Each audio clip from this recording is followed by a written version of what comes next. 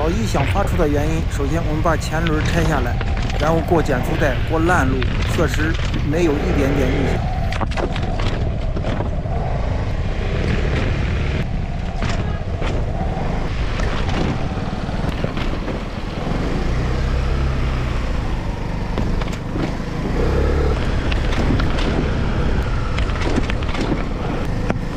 随后呢，我们把挡泥板装上几个脚垫，软一点的脚垫装上去，开始测试。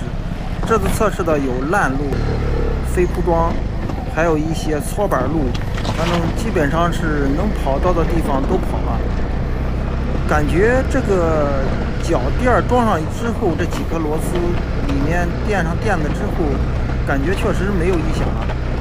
不知道后期还会不会有。